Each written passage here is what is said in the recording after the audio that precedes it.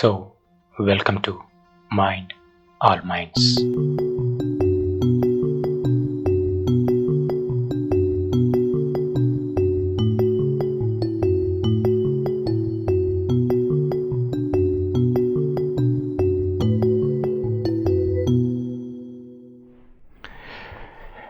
And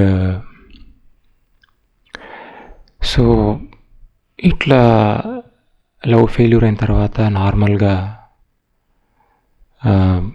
సరే అంటే boys కావచ్చు, గర్ల్స్ కావచ్చు, సమ్ సార్ట్ ఆఫ్ ఎడిక్షన్స్లోకి వెళ్ళిపోవడం ఉంటుంది కామన్గా.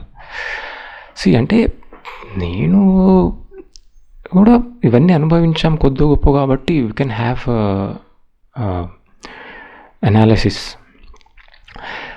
మామూలుగా కొంతమందికి బింజ్ ఈటింగ్ అంటే ఎక్కువ తినడము, దానివల్ల బాధలు పోగొట్టుకోవడం.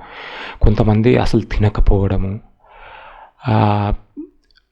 ఇక మామూలుగా బాయ్స్ అయితే సిగరెట్, మందు.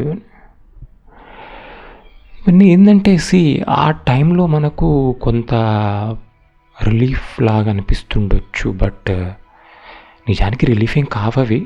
అవి ఇంకా డబుల్ చేస్తాయి ఎమోషన్స్ని, ఇంకా డబుల్ చేసి ఇంకా బాగా బాధ వస్తుంది. తాగినప్పుడు ఏడవడము, అది ఇది ఎవ్రీథింగ్. సో సరే, లవ్ ఫెయిల్యూర్ అయింది, అయిపోయింది, పోయింది. కానీ ఒకసారి ఎడిక్షన్ స్టార్ట్ అయిన తర్వాత ఒక్కొక్కసారి అది మధ్యలో మానొచ్చు, లేదు అంటే లైఫ్ టైం కూడా ఉండొచ్చు. మరి ఆ ఎడిక్షన్ నీకు లైఫ్ టైం ఉన్నప్పుడు మరి దాన్ని వదిలేయడానికి ఎంతో ఇబ్బంది పడాలి. సరే, ఒకటి వదిలేసినాం, ఒక లవ్ అనేది ఒకటి, సరే వాళ్ళు వదిలేసిర్రా లేకుంటే మనం వదిలేసినామా, ఇట్స్ హ్యాపెండ్, అయిపోయింది.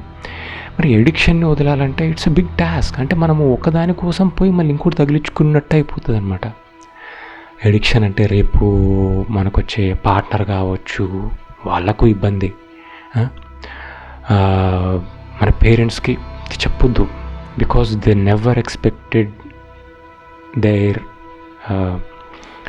Children to be this way. వాళ్ళు ఇక వాళ్ళ అట్లా ఉంటుంది. సో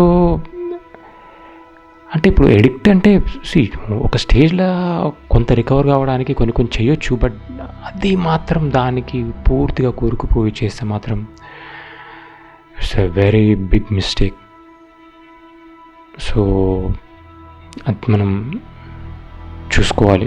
ఎందుకంటే I also went through all these stages, but thank god we are safe and అదనమాట. So please, for your parents, for you,